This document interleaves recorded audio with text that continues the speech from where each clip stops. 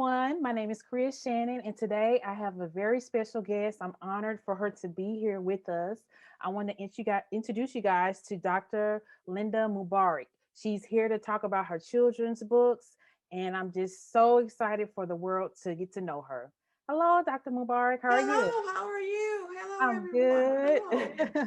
Thank you Hello. for being here today and just sharing about your books. They look amazing, the illustrations, the story concept, and I'm just excited for you to share. If you Thank don't, you. Thank you're you. welcome. If you don't mind, could you tell me a little bit about yourself? Okay. I grew up in Waco, Texas and Fort Worth, Texas. I am a product of the segregated South. I went to all segregated schools. Wow. I was not allowed to go into a library when I was a young kid in Waco and Fort Worth. We had the library, we had no access to that. But my father always presented me with books. My grandmother gave me magazines. And I think it was so urgent on my father to show me about the world of words and books because he was drafted out of high school in 11th grade to go and fight in World War II. During that time, you could be drafted out of high school. Of course, the draft is no longer here in the Mhm, country. It's mhm, all volunteer. So he didn't graduate from school, and my mother did neither. Neither did my grandmother. They were just poor people who worked. And my father came back from the military, and he finally got a GED at one of the local colleges. But I grew up in Waco and Fort Worth, and my parents wanted me to go to college. Of course, I was young, and I thought, and I had the answer to everything. So I went in the military. I went in the Army. I'm an Army veteran. So I came back from the military mhm. and I went to college. Just finally decided to go to college, and I went to school on my GI Bill. I graduated from Texas Christian University. I Mhm. have a master's from Texas Wesleyan University, and I have an EDD Wow. from Nova Southeastern University in Fort Lauderdale. And I was a special ed teacher for 33 years. So Wow. I've taught specialized groups, Mhm. special populations, autistic, emotionally disturbed. I Yeah. was the crisis intervention teacher for a while in my school district, resource reading, math, and English. And I taught career orientation for a while. But I've always worked with specialized groups, and I also taught regular ed, Mhm. elementary school. Mhm. Well, that is a remarkable journey. That was a lot. Oh, yeah. First, Oh, yeah. I want to go back to something you said. You were not allowed in the libraries. No, ma'am. What? I grew up in the 50s. I grew up in the 50s when segregation was still in place in Waco and in Fort Mhm. Worth. So I never went to a public library during my lifetime. That happened after I became an adult. Wow. Hmm. And Hmm. now you're an amazing children's author. That Yes, I love it. I love it. is, I love that. I love it. And I know you said you worked with special needs children. How Yes, has yes. that impacted your writing and your decisions with writing?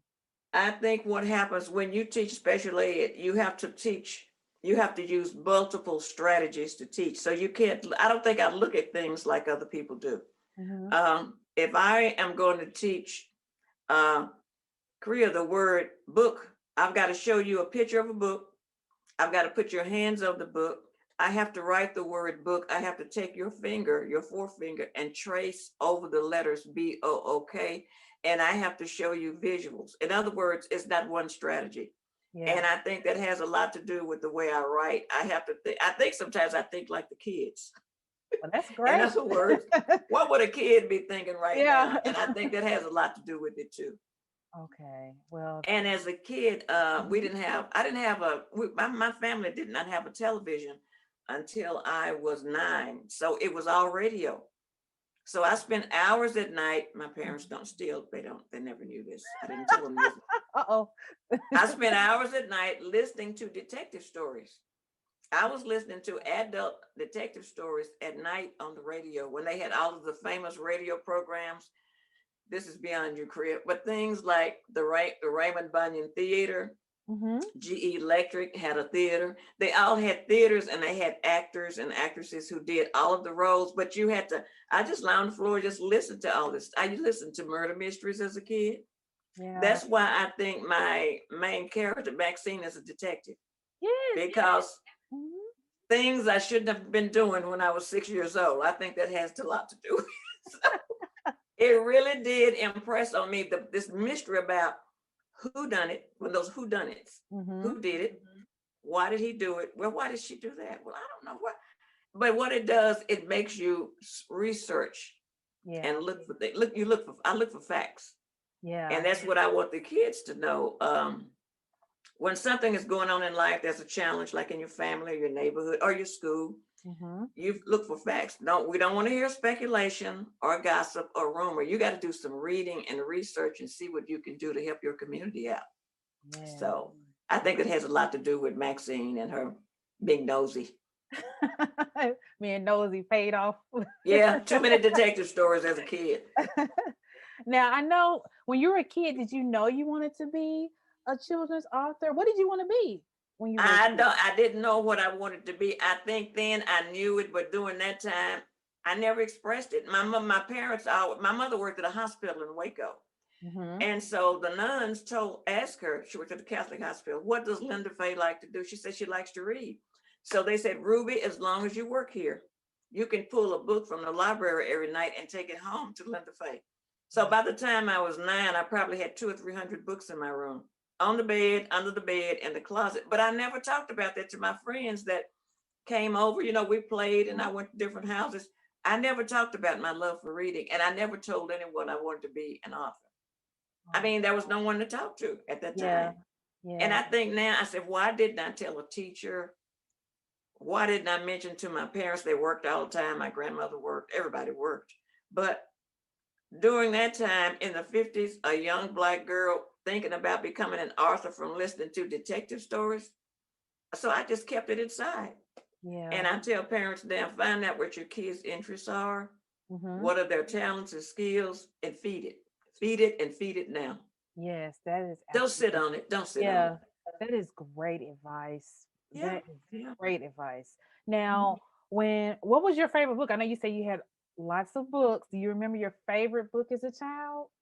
Now you have to remember, when I was a kid, there were no books for diverse kids. They were all Caucasian. Yeah. I had no favorite books as a kid. I did not see a book of color until I went to Texas Christian University, and I was introduced. I had to critique 61 kids' books and kids lit. Mm-hmm. And I had the list, and I went down and I saw Mildred Taylor. And I said, who is this? And I looked at that. I said, this is an African American female author of books. She was my first introduction. I was 30 years old before I saw that book at Texas Christian University.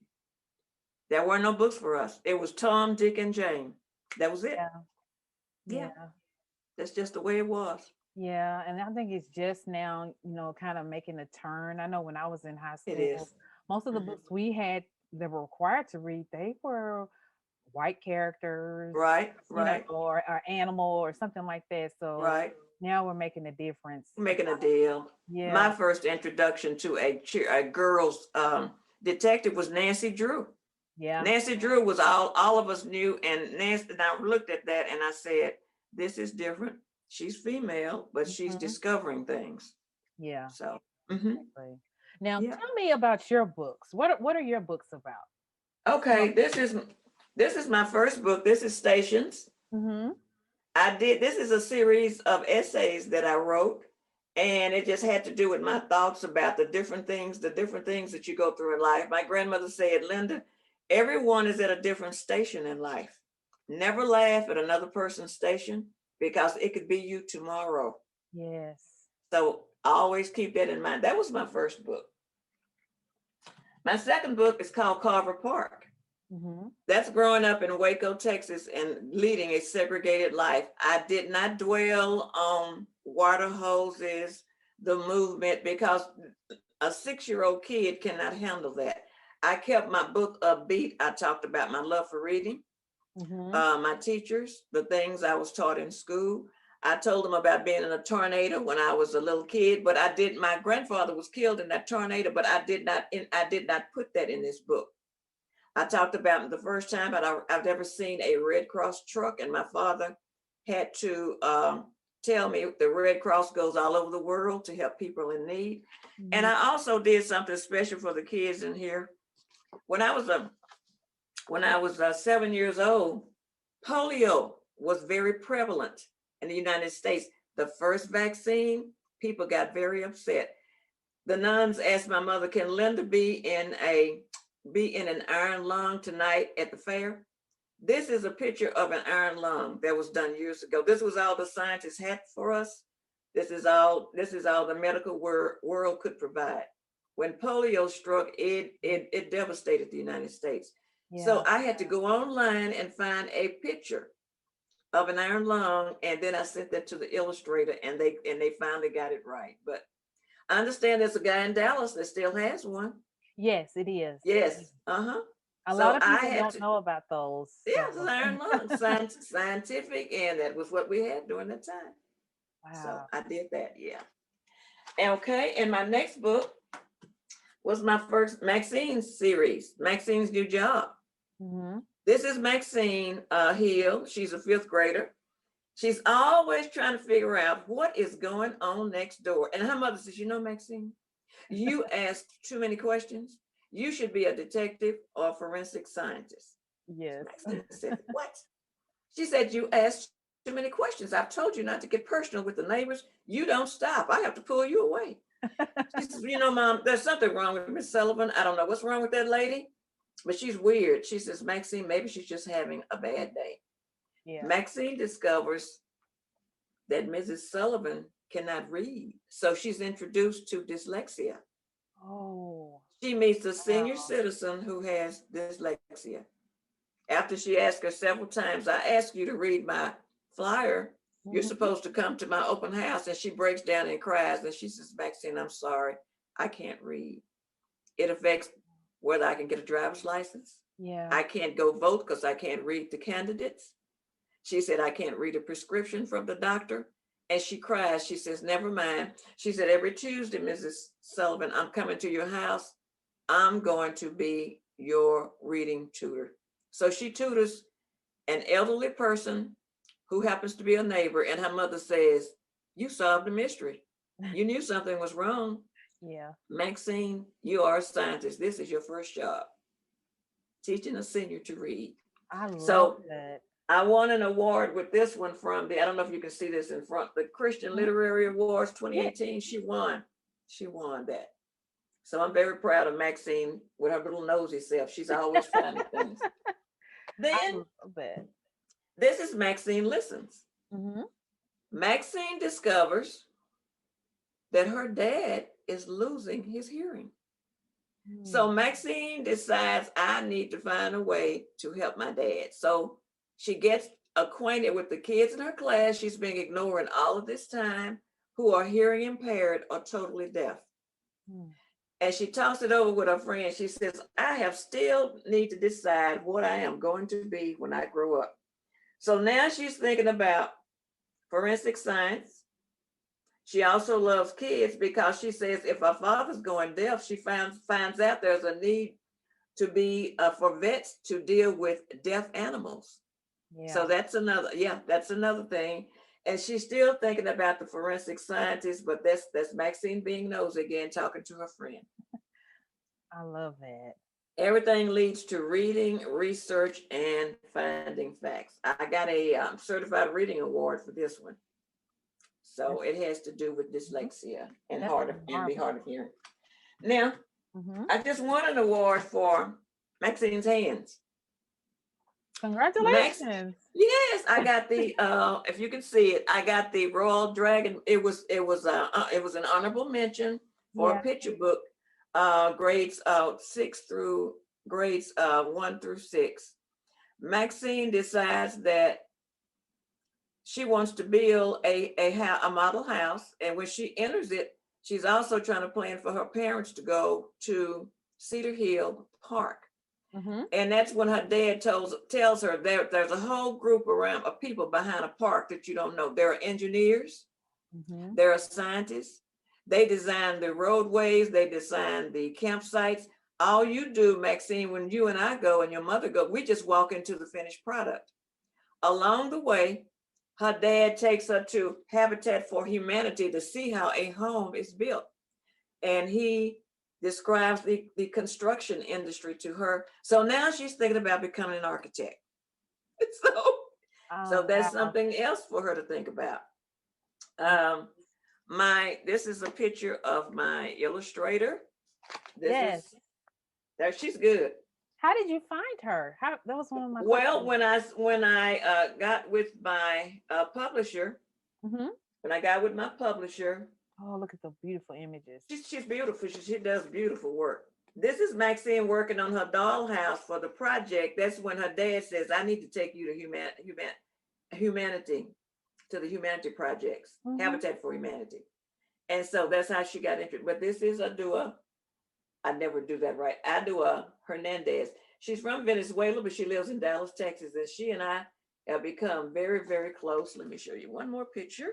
Mm-hmm. Okay. This is Maxine talking to her mother when her mother just tells her about Beverly Green, who was the first African American certified architect in the United States. While her mother's doing her hair, she says, "Dad told me to look up Beverly Green. Who is this, Mom?" She said, "Oh, I did Beverly Green report when I was in high school. She's our first female, African American female, certified to practice architecture in the United States." So that's her. And that's me. Yes. But I, that is, I just love how you put everything together. It's like a perfect recipe, all of your yeah, books. yeah. Oh my Yeah. goodness. One book flows from another, and I think Yeah. all of them came from my first book, which was Stations. I had a chapter in there called "My Daughter the Architect," and when I got ready to do this, I said, "Are all of my books bleeding from that first book?" I think they are. I think they are. But that's Maxine, and that's Amos. That's her cat, Amos. Yes, I was going to ask about Amos. I Yes, see that's that. Amos. Uh-huh. Yeah, so they all work together, but she's always asking, discovering, researching, and she is a reader. I call her my little reading detective Yes, because you learn by reading. It's still the key. Reading is yes, still the key. it is. And a lot Yeah, of it times, is. it's a lot of kids and adults, like you said, that they don't know how to read. They can't. In this Oh, country, literacy, you would think as many resources that we have in this country that there would be a better chance for literacy for everyone, but it's not true. There are about 33 to 36 million adults in this country, and the numbers change. If you check like every 16 or 18 months, mm-hmm. adults who cannot read in this country. It's a big problem. Yeah, it is. If you cannot read even something like OnStar in your car, you still Yeah, have to be able to read OnStar to read the streets to see where you need to go. A prescription from your doctor. yeah. I have a friend, a very dear friend of my husband's and mine. We've been friends with him in years. He does not own a car because he cannot get a driver's license. Oh, Can't read. You have to pass the written test also. yeah. Hmm. Yeah. It's so fundamental, and a lot of these kids just don't know how. And reading is connected to everything you can think of in life. Reading is connected to everything. You can't get around it. You can't get Yeah, around it. yeah. So my book 4 is being wrapped up right now. It's with my illustrator. It's with her. It's with Adua. She's finishing up the illustrations. The book is completed, and I will tell you the name of it is Maxine and um, the Ladybug. Oh, I can't wait. The ladybug's name is Levita. It's Maxine and Levita. Man, she meets Levita in a garden at her Yeah. house. She tells her mother, "I need to plant something." She says, "Okay, we're going to have a garden for you." And she walks outside and she hears this sound, and it's a ladybug trying to start a conversation. And the story takes off from there. Yeah, Oh, that's yeah. beautiful. Maxine and Levita. So, I love but this that. this is my little girl. She's always reading and driving her mother crazy, but that's her. That's the 5th grade detective Maxine Hill. Yes. All of your books are amazing. And I mean, what is it like to be a children's author? You're so talented and so gifted. What is it like to be a children's author? Well, I think I'm enjoying it so now because I didn't do it until I retired. I wrote my first book at 71. I'm 76.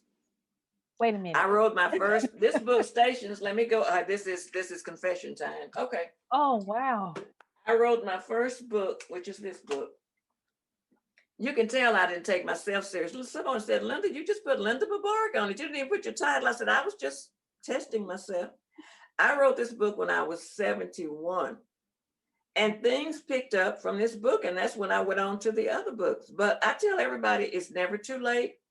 Don't put anything off. After my father passed, you know what I said to myself? Hmm. I have run out of excuses. You know, sometimes we make excuses not to do things too. Yeah. My mother was sick. My dad was taking care of her, and I would stop after school. And you know how the routine goes with a sick person in the family. And then my mother passed, and then I was taking care of daddy. And then Mhm. daddy passed, and my husband had been telling me for 25 years. He says, Linda, you need to write a book. I said, "Ah." He said, it's in the back of your mind, do something. I said, ah. I waited almost 30 years before I followed through. Wow. Hard-headed. Now listen, But you've hard-headed kid. written some But amazing I books. appreciate Detective Maxine because she does a lot for me. She's my people say, you know, Linda, you are Maxine. I said, oh, okay, okay. Yes, I love that. Too much night radio, listening to too much adult stuff.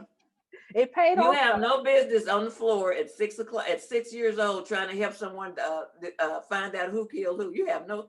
That's terrible. But that's what I did. That's what I did. Oh wow. Now I know you work with the community food bank in Fort Worth, Yes, Texas, yes, and you're giving a percentage of some of your books sold to help families. Can you right. elaborate on that a little bit? I have been acquainted with the community food bank for about 20 years now.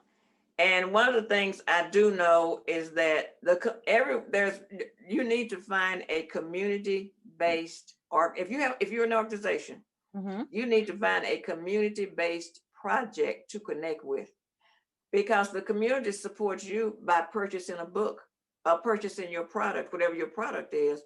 Give something back to the community. And there are so many needs now because of the pandemic. Yes. I decided that I would make them, they were already my partner, but I decided to make them my lifetime partner. So every time I sell a book from the Maxine series or Stations or Carver Park, I save a percentage of that. And at the end of the month, I send them a check because they're helping everyone. They feed thousands of families every month. The community food bank and forward, they feed thousands of people.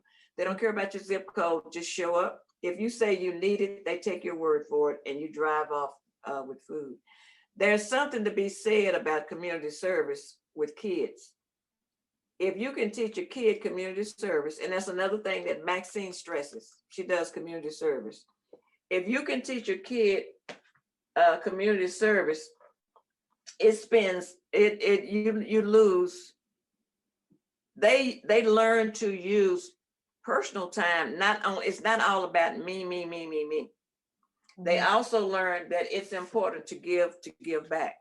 So Yeah. Maxine and her family go to the community food bank once a month. Let's see if I can find that for you. Her dad, they passed by a family in need, and Maxine says, "Why are those people standing out there?" And her dad says they're standing out there because they don't have any food. He says, "You know what? Your mom and I need to take you by a food pantry."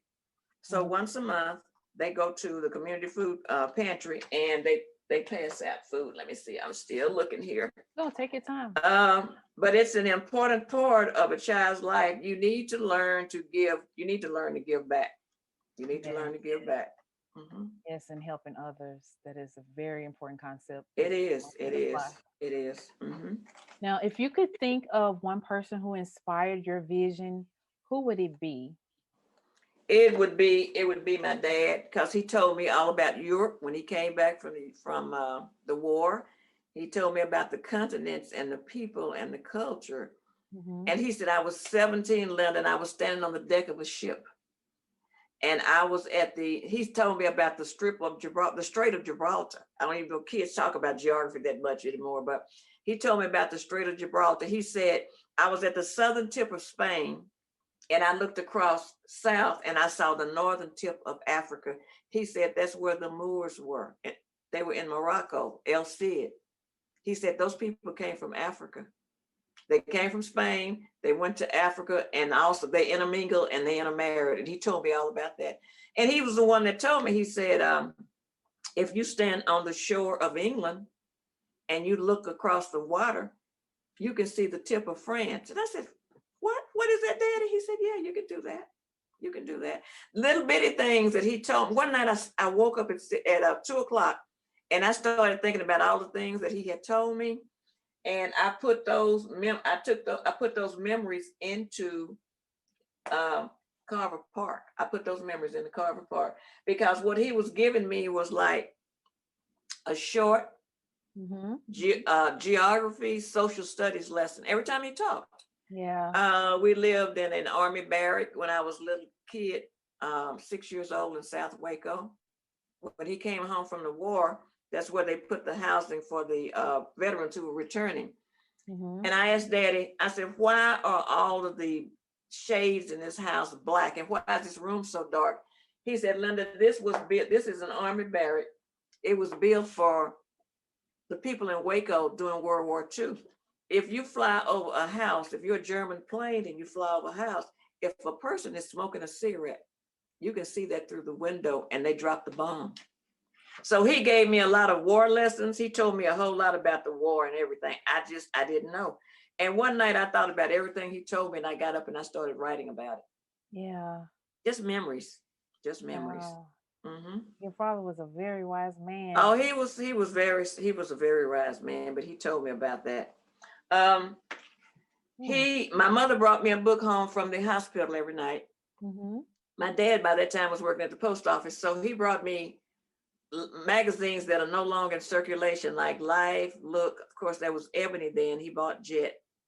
And when I went to see my grandmother, of course, she was a maid. This little town called Mart, Texas.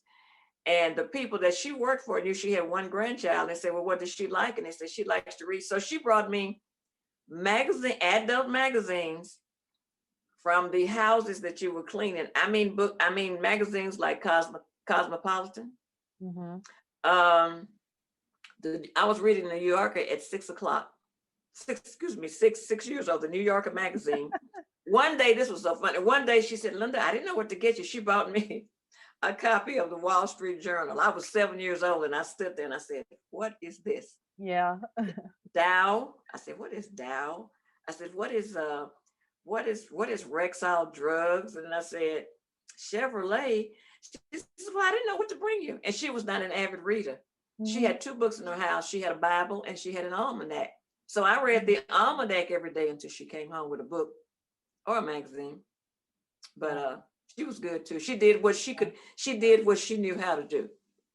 Well, what she did impacted you. So. Oh yeah. And then when she left, I turned on her radio. So here I go again, listening to all that, stuff I shouldn't have been listening to. But I think it all has to do with the way I think now. It's the way I think. I love the way that you think. It's so different.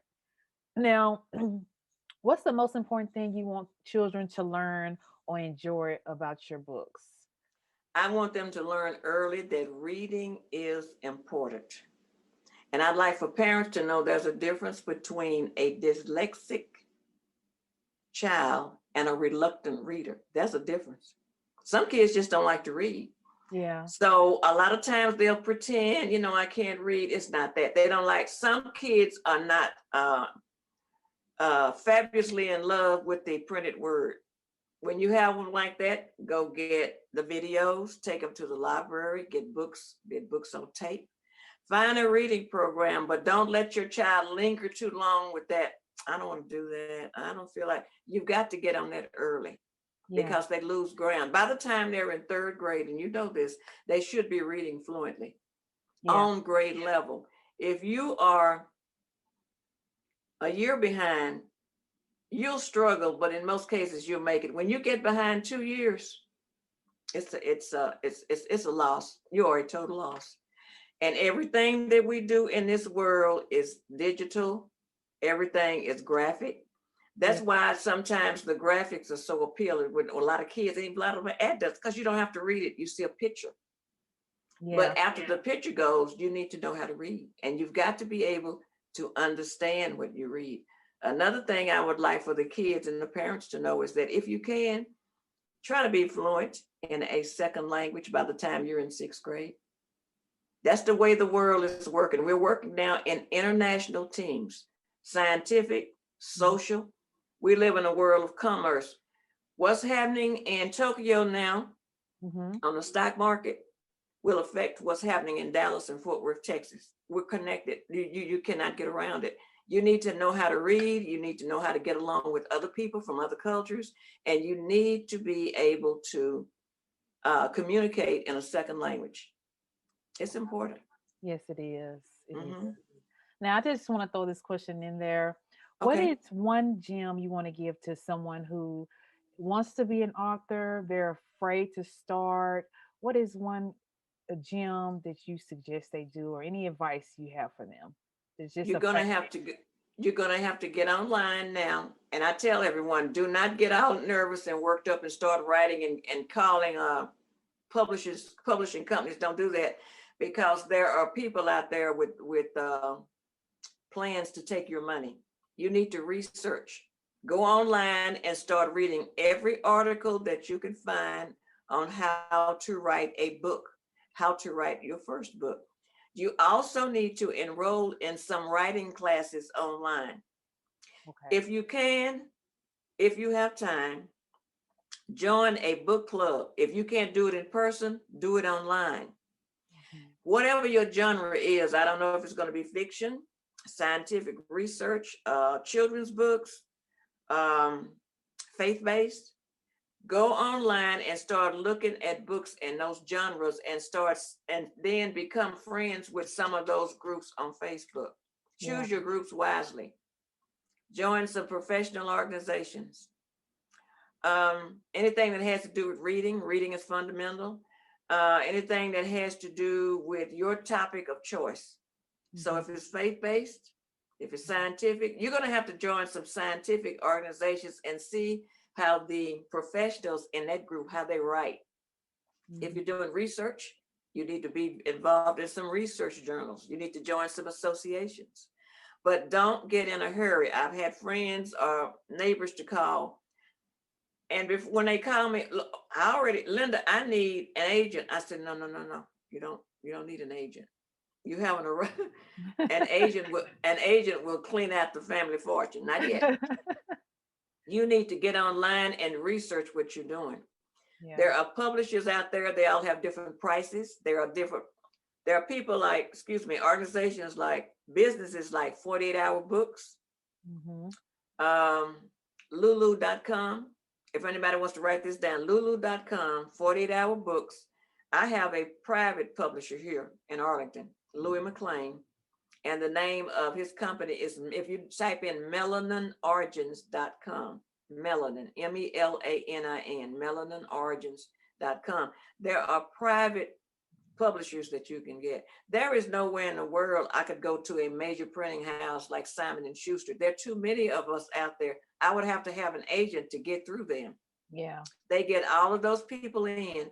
You've got to start on the bottom. Another thing that you need to remember, the celebrities.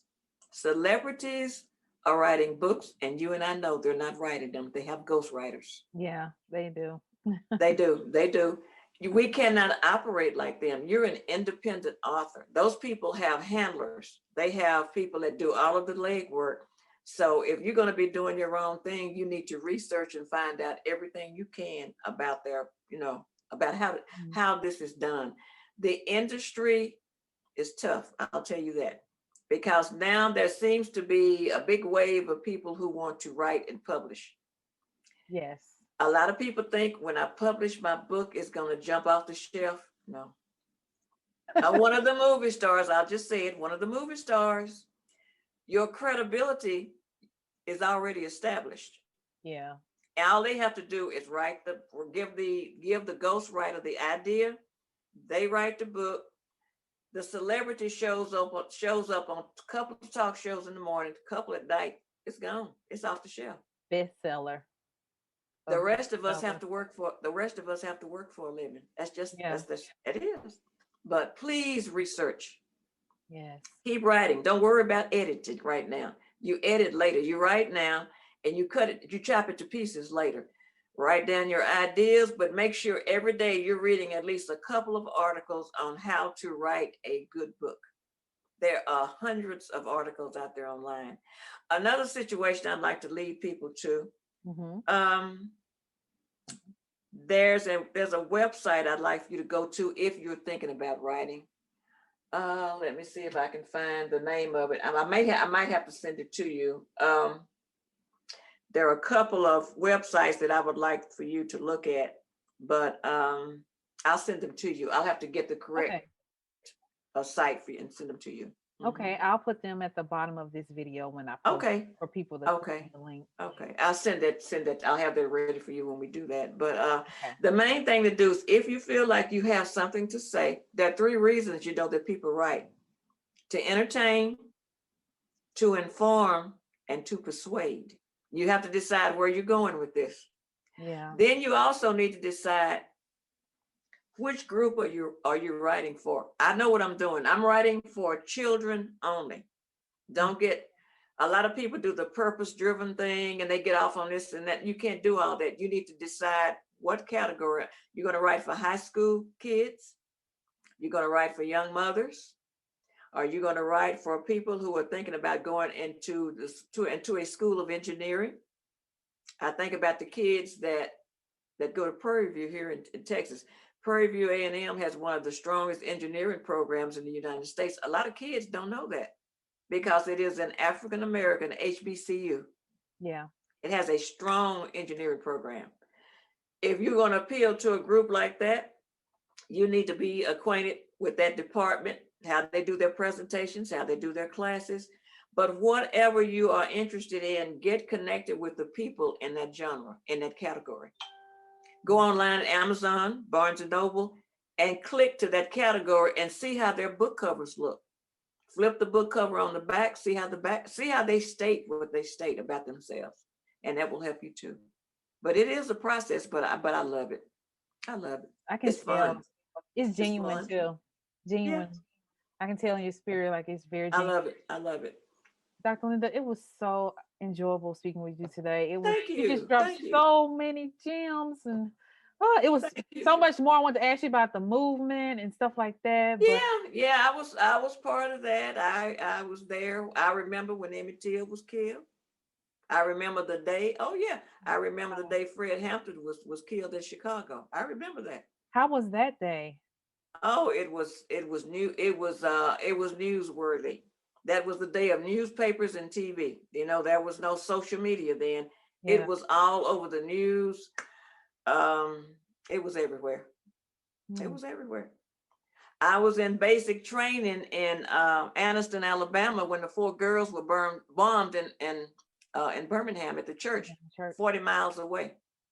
They pulled us. We were out dancing, having a good time at the NCO club. They shut the club down, unplugged the jukebox, and told us to go back inside of post. They locked the gates.